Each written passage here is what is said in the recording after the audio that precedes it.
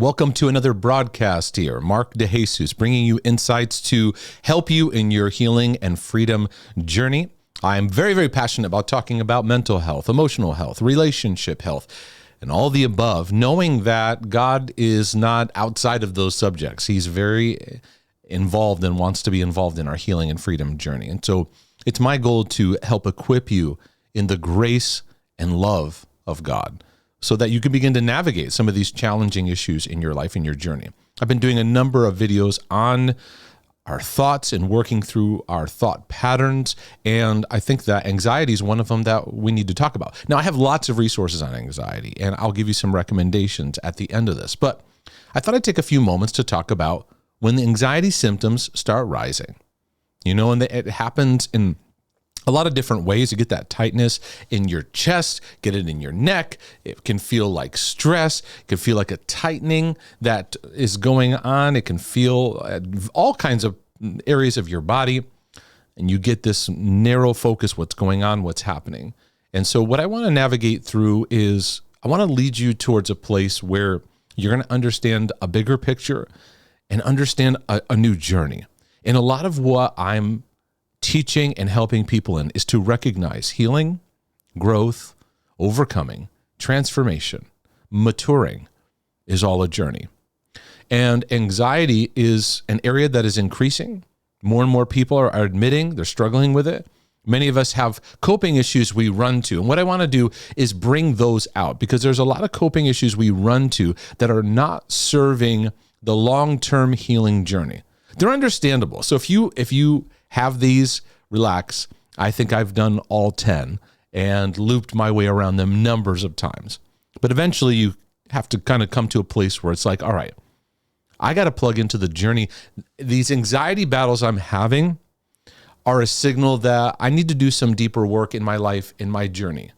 We may think, well, the thing I'm anxious about, I need to solve that. It's probably not that.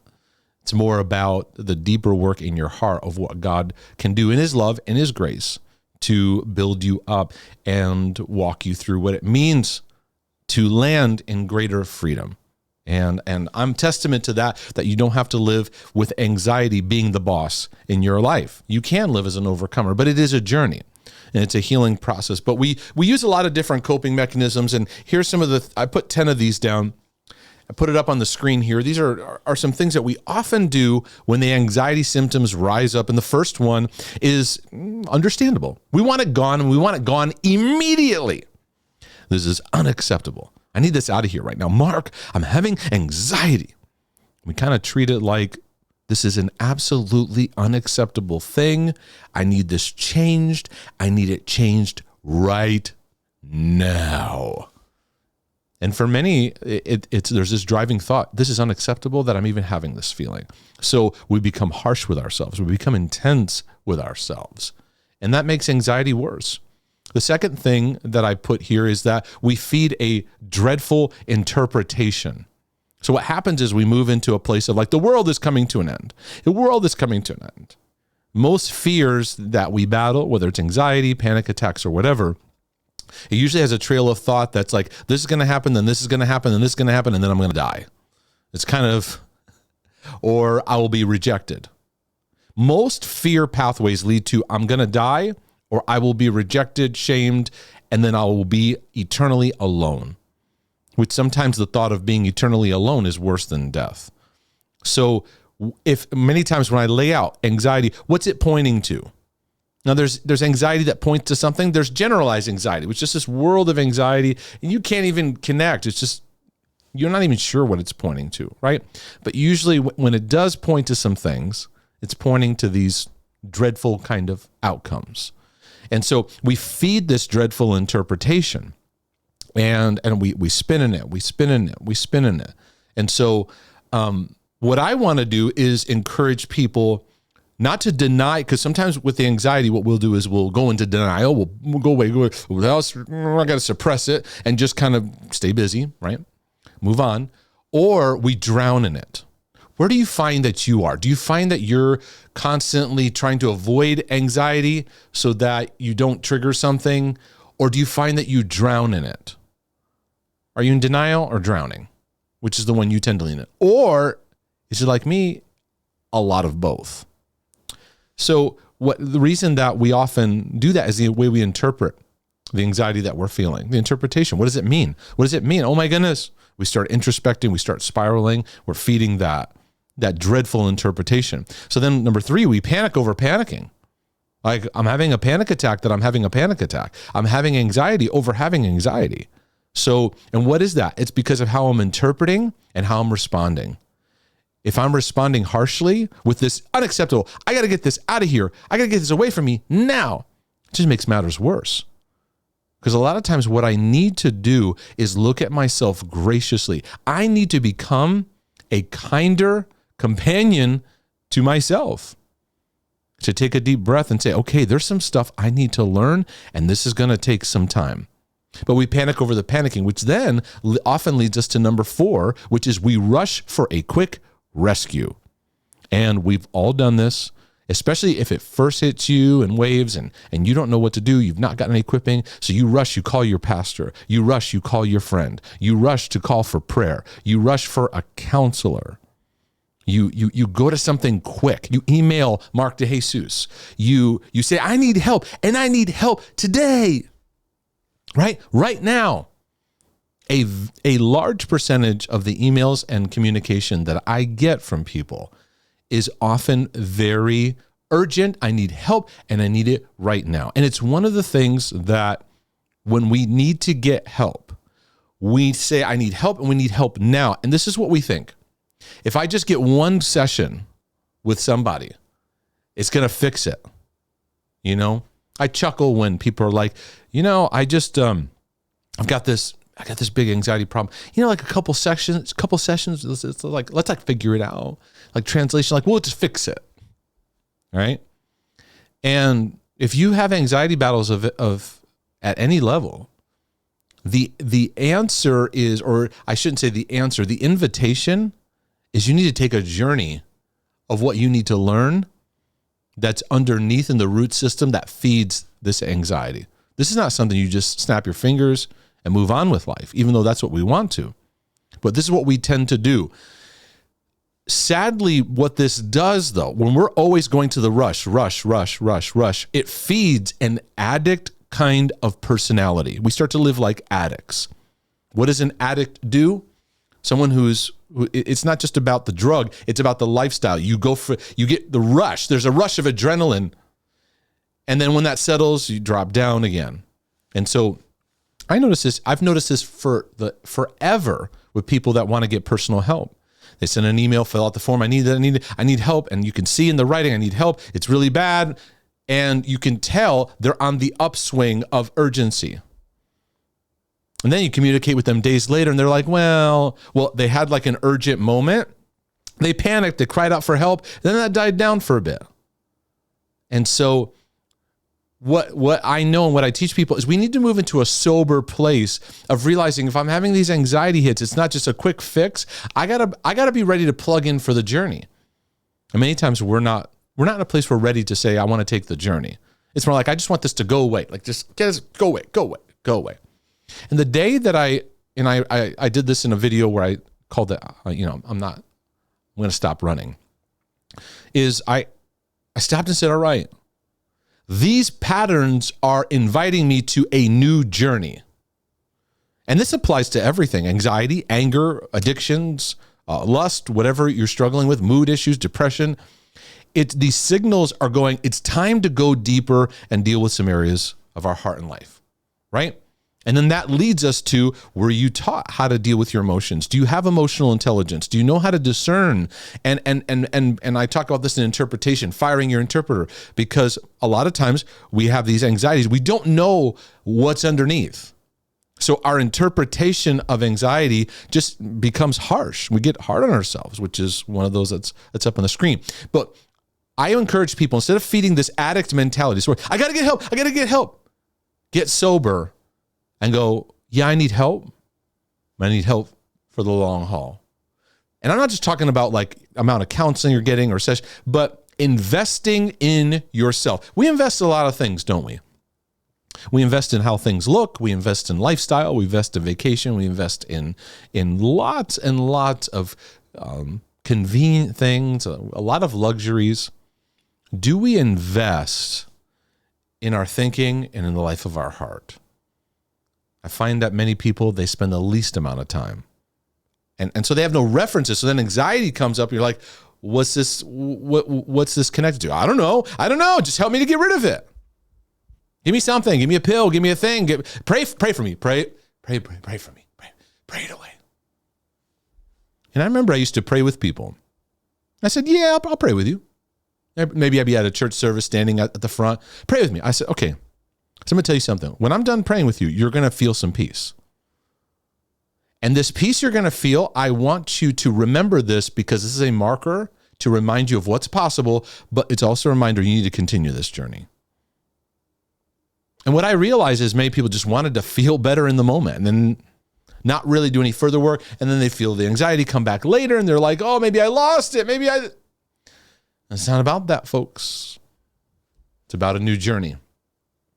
A new journey. And what the journey unfolded in my life was a whole new way to look at power, love, and a sound mind.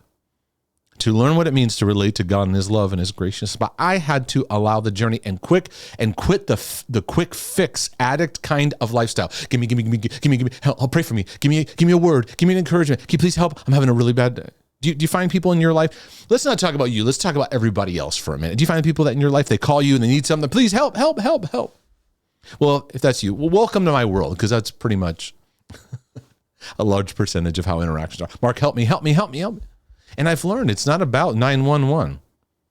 It's not about 911 rescue. It's about you settling into the journey. We have to stop jumping from quick rescue to quick rescue to quick rescue, because it's keeping us from the sober decision of the long term. I need to start reading, taking in. I need to start having conversations. I need to start working on the issues of my heart. And only you can be willing to do that. And so the fifth one ties into the first list there. We beg for God to take it away. God, take it away. Take it away. Take it away. Take it away. Please, God, take it. We start begging, right? Do you notice that when you're begging, it's kind of frustrating? God, please, please, please. Because God's not working out a begging relationship with you. And God isn't going to think for you. Anxiety is connected to emotions. It's connected to thoughts. It's connected to physiology. It's connected to interpretation. It's connected to beliefs. It's connected to experiences, how we process experiences. It's connected to trauma, to drama, how we do relationships, how we see God, right? And in that, God, rescue me. I understand. I've prayed it. But in that, we're asking God to think for us, to become a puppet master, and you're going to think this way and now think that way. And it's understandable because we're used to a spiritual slavery kind of posture. God, way up there, come down here and rescue me, instead of a sonship posture, which says, God within me, help me to be awakened to truth that sets me free. It's time for me to learn how to address this fear with a new response, how to address this anxiety with a new response. And so I stopped begging God to take it away. And instead I said, God, you're here. I just need to learn what I need to learn. So would you help me to learn what I need to learn and be open to that, so that when you put people in my life, I'll listen and stop arguing, and listen and stop going, yeah, but, and just listen. We do that a lot, by the way, in our battles. You get some insight that you need and you go, yeah, but what about, we're constantly responding to what we need with more questions. We're not taking in what we need. Many times what we do is number 6, and this is understandable, because this number 6, I'm not saying this is all bad. We push back with hard and great intensity, which is fine. Sometimes you got to just stand and go, you know what? Fear, I'm not doing this anymore. Anxiety, I'm not doing this anymore. I'm standing and I'm going to work through this, right? You got to get that, sometimes that I'm sick of this. But you can't live 24/7 with that aggressive posture. It's exhausting. You'll have adrenal fatigue. Many times that approach to anxiety leads you to depression and worn out, and then hopelessness kicks in, right? We do need to stand in the midst of fear, but the ultimate place of learning to stand against anxiety has to be from a place of rest. I am loved by my Father in heaven. I love myself. I'm going to walk through this. We also, number 7, we get super busy. That's, to me, a very, very common modern day approach. Stay busy, right? Stay busy. Stay busy, right? Because the Bible says, be busy all the time or something like that, right? We see busyness as an admirable trait. Hey, how are you doing? Good. How things going? Busy, man. Busy. Oh, yeah, me too. Busy. Whew. Yeah. Busy. It's really easy to stay busy. It's harder to have some margin in between things, to look at ourselves and go, okay, God, what's this anxiety mean for my journey? What I need to learn, what I need to grow in, where my heart needs to heal. That's the harder work. Busyness is just a distraction for most people. And it's just fueling our brokenness. We take our brokenness and we fuel it into busyness. Doing, people pleasing, busy, do it right, do it perfectly, and striving. And sadly, in our church culture, we feed on that too. Oh yeah, Sister so-and-so, she's so busy. Oh, bless God with your busyness. Oh yeah. We don't stop and pause and go, wait, you don't need to be doing that at that level, right? Why don't you chill out, make some room, margin, some space to tend to the issues of your heart. We also beat ourselves up. We go, what's wrong with me? Now, if anyone's going through anxiety and they tell you, I'm going through anxiety, and if you were to say, what's wrong with you? We would say that's incredibly harsh, abusive, wrong, very unloving. But a lot of you are doing this with yourself. What's wrong with me? What's wrong with me? What's wrong with me? And so it just makes you feel more accused because you're inviting accusation. What's wrong with me is inviting accusation, condemnation, shame, and guilt. How about it's not about that? How about it's that it's a new season of learning? We go, why is this happening to me? And you start interrogating yourself, right? I use that specific word, interrogate. You know what it's like to be interrogated? Someone shines that bright light on your face. Where were you doing on that day at that time at this hour? What does that do? Puts you under duress. Right? And that would be so mean to do that to somebody else, right? Having anxiety. Why are you having anxiety? Are you praying enough? Did you get in the Word this morning? Have you been praying enough? Have you been casting your cares on Jesus? I don't think you have. I think you need to cast your cares on Jesus, right? Now, many of us need to learn it's not helpful when somebody's in it. That's not that kind of like accusatory, judgmental, like performance driven, but you do that to yourself too. I'm just not a good Christian. I don't know. I can't get it together. I've spun in that. And when you're in the anxiety, you feel very alone. You feel closed out from the world. You feel separated from God, separated from people, and you feel separated from yourself. What reconnects separation? What makes that connection back again? Compassionate grace. It's okay that you're not okay right now. No, it's not. It's not okay that it's okay. It's okay right now that I'm having anxiety. I have some things I got to learn. I have some things I got to grow in. I got to buckle up for the journey. Because you can't find freedom in yelling at yourself, beating yourself up. There has to be a shift and change. Because then what happens is many of us just numb out and then we just check out. Stay busy, go with your addictions, find something to alleviate your anxiousness. And then we feel guilty and bad about whatever addiction you go to, the drug or something you do or participate in. And you feel bad about that. And you never got to what's going on with the anxiety. That's what addictions do. They send us on a trail, then we feel guilty about it. And then we never get to what we were dealing with in the first place. Because we don't know how to address the pain in our life. So I'm going to give you a couple things to think about. Okay? This is not solving everything overnight. These are some things to be mindful of in your journey. The first thing is I want to invite you to become a compassionate witness to yourself. You're feeling the anxiety symptom. You notice it, but you notice it with love. You begin to start saying, you know what? It's okay that I'm not okay right now. I'm going to embrace that thought. I'm having anxiety and it's okay. God is not leaving me because of it. I can figure this out. When it's you, God, and the devil, sometimes what you need to really plug into is learning how to have a better relationship with yourself. In some circles, they'd call it reparenting yourself, because it stems back to you're not equipped. You weren't equipped in your parental and family upbringing on how to deal with these emotions, how to walk through. Your parents probably didn't even know themselves how to deal with it in their own life. So if they heard you talk about it, they're like, I don't know, they're scratching their head because they don't know how to deal with it themselves. And so you're now a grown adult and you may have to reparent yourself. What does a loving parent do? A loving parent says, it's okay. We're going to figure this out. We're going to learn in a journey.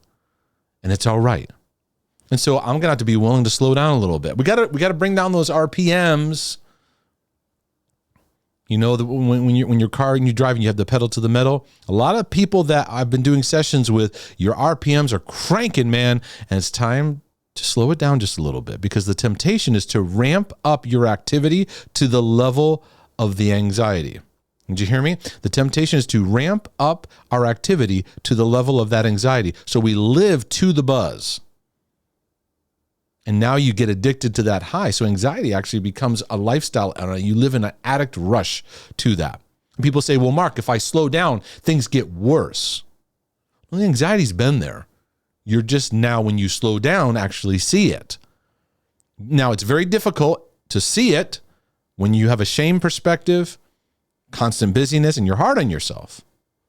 That's why number one is so important. When I learn to be more compassionate to myself, then I can see it and I'm not so judgy. Because I'm going to learn some stuff. I'm going to get some help. I'm going to get some learning. And this isn't going to be forever, but I'm going to slow down a bit and I'm going to shift my lifestyle. I also want to encourage you, number three, is that anxiety is something that needs to be worked through. We see it as something we want to get rid of. And I find I got to work through it. Psalm 23 is a great picture of this, because David says, though I walk through the valley of the shadow of death, I will fear no evil, because you are with me. This picture David gives is actually walking through. Though I walk.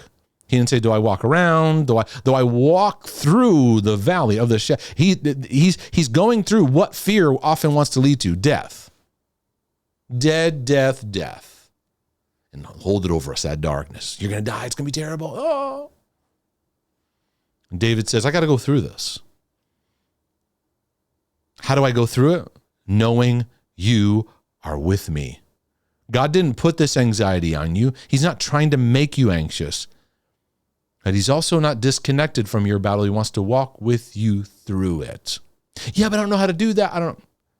If you say that, that's your signal. Learning who God is as a father is your discipleship journey.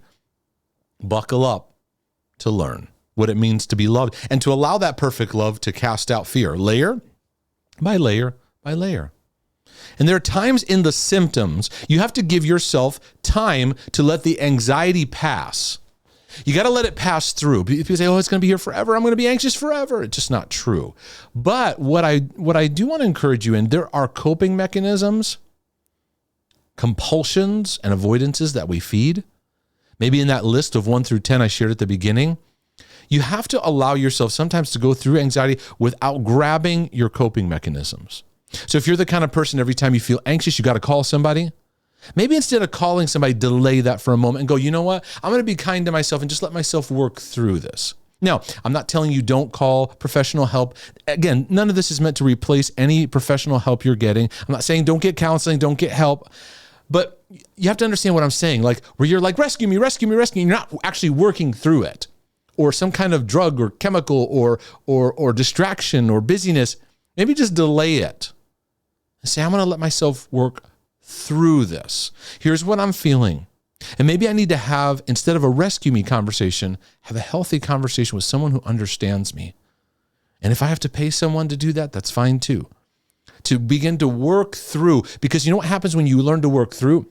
When you starve those coping mechanisms, okay, I'm not going to eat my way through anxiety, right? And shove chocolate. I'm going to pause chocolate right now. I'm going to pause the drink. I'm going to pause whatever I'm doing to become more aware of what's going on, right? Instead of following the compulsion, I feel anxious, so maybe you have an OCD issue and you're repenting all the time, or you're asking God to forgive you endlessly, or you go into all these compulsions. Starve that compulsion.